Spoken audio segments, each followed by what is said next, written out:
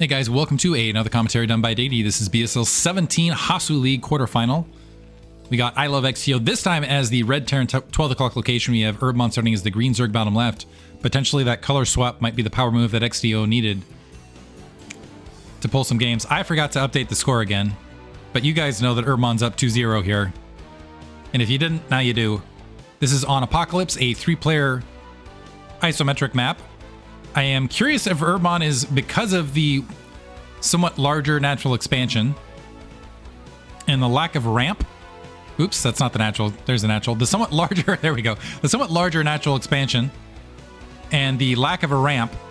I wonder if that is going to cause him to maybe open up Overpool once again and play a little bit more aggressively with the Zergling run-bys and that sort of play again.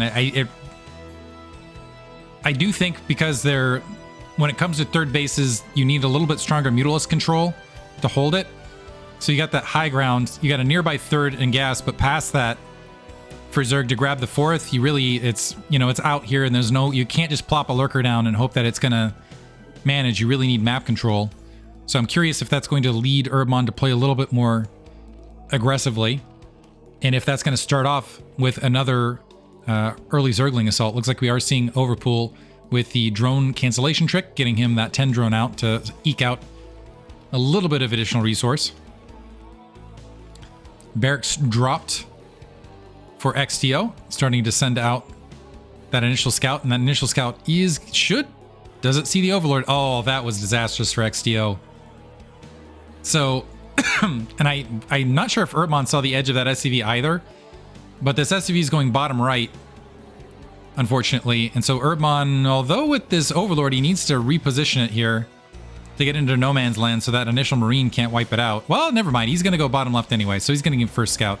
For a second there, it looked like it was making its way bottom right. So he's going to get the initial scouting information he's looking for. And the big thing to notice here is that lack of gas, although he hasn't been able to confirm it. So the gas coming down a little bit later at 322, and XTO trying to donate that SCV out on the front. Let's see if we get a very defensive bunker. That Overlord, Herbmon needs to get those Zerglings up there also to get that Overlord back into a defensive position. Some SCVs now pulling off the line to help defend this initial Marine. If nothing else, just kind of that threat will buy Herbmon some resources here. And I'm wondering if Herbmon's going to go for a quick third behind all this. So right now, just kind of doing the Zergling dance until additional Marines are out there to push this back. That's additional delays of this natural expansion. Plus, look at all these SCVs that are off the line that are not mining. So this is a big win. So how many SCVs was that? That was 6 SCVs that were missing. So that basically put Herbmon on equal footing. And look at that. XTO, that's a very defensive command center. Plopping the command center down, not at the natural, but at high ground, that's really going to cost him. I do not like that at all. Ooh. I'm not sure what the thought was here, but now he's going to have to lift it off, and that's going to be an even further delay getting it to the natural. Layer halfway finished. Herbmon has been able to clear that SCV in the meantime. Still has the Zerglings hanging out, running back and forth across the natural. And this is still 2 SCVs that are hanging out here defensively. So, yeah, really concerned. And Herbmon has not shown speed in the midst of this. So the layer's going to finish. We're going to have a Spire before the second base is even up for XTO. So he's effectively having to play this like one base. And he's dropping an eBay first behind this. So let's see if he goes for a 5-base flood in interior base hatchery here for Herbmon, which will allow him some additional troops and maybe some more Zerglings. He sees that command center floating out, but honestly, I see that. I just back up if I'm Herbmon, because you already won, yeah. So it's finally going to drop, but this is a extremely late command center in positioning, and that was a lot of resources lost. Second barracks dropped. Academy halfway finished behind the engineering bay, and it looks like a second barracks is going to get tacked on in the midst of this. But yeah, Spire halfway finished. Let's see how XTO defends it. But he took some major resource hits right there to start things off. Double Creep Colony. Defensively, second gas has been grabbed from, excuse me, Herbmon. I like his position. Right now, a small supply cap for him. But XTO starting to, excuse me, starting to still have a little bit of latent cough from before. Should be able to press through here. +1 weapons, +1 armor. I don't think this is going to be the 5 flood. We'll see. I think he's going to stick at 3 and play from there with the early game damages. And just kind of eat the cost. Creep Colony remaining unmorphed. Comsat station dropping. And we do have 4 Mutalisks and +1 weapons rather than a 5th Mutalisk as part of the grouping. Coming out a little bit later. Herbmon's still able to sneak in. Not able to get an SCV kill, but got pretty close. But also noting a lack of turrets being constructed here. So there's the Comsat dropping. We are seeing a 4th barracks being dropped. But I'm seeing a distinct so the Mutalisks are in the air. This is usually when you want to start those turrets. Okay, they were started. I just missed it. So we got 2 turrets of the natural expansion. Turret in the main. So 4 turrets overall. But Herbmon mostly wanting to just play it defensively.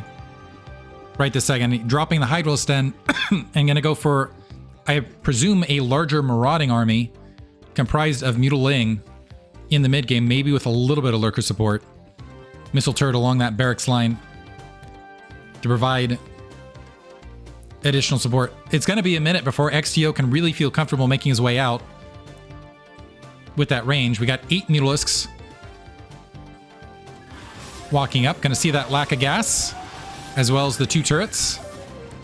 Pretty good SCV slaughter right there. And that's actually, with those SCVs and all of the early game damage, Herbmon's actually up 5 workers here mid-game. So he's done a fantastic job up to this stage. And as much as I want to credit Herbmon, I feel like XTO just played a little bit too conservative.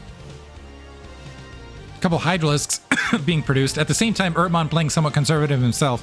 Could be that XTO is recognizing that if he can just get a large army out and start pressing out with the map control in the mid game, because of that lack of ramp and the lurkers not being as powerful as a result, he can maybe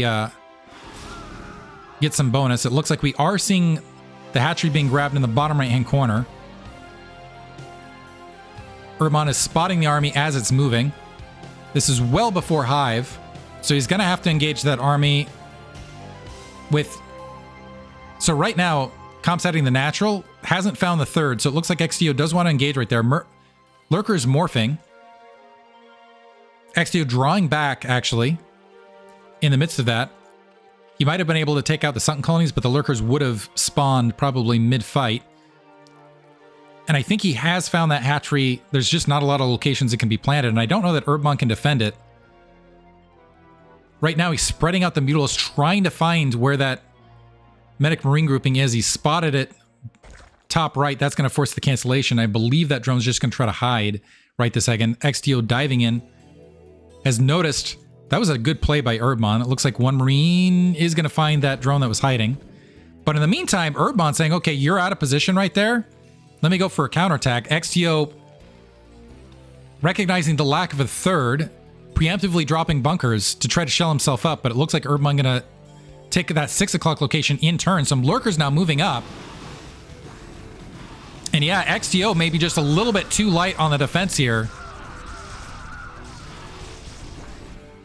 So XTO maybe going to go for a counterattack at the natural. Some emergency sunken colonies getting dropped from Herbmon immediately, recognizing he needs to hold his own natural in response to this. He can draw his Mutalisks back at this stage. He's leaving them right this second. XTO splitting the attack forces, and maybe that was bad, actually, because the split is not going to be able to break this. So a little bit of indecision there, and XTO in the space of that indecision going to drop the GG as Herbmon with that counterattack able to seal it, and he's going to advance to the round of 4, aka the semifinal. Need to start calling it that. Hope you guys enjoyed it. Thanks for listening.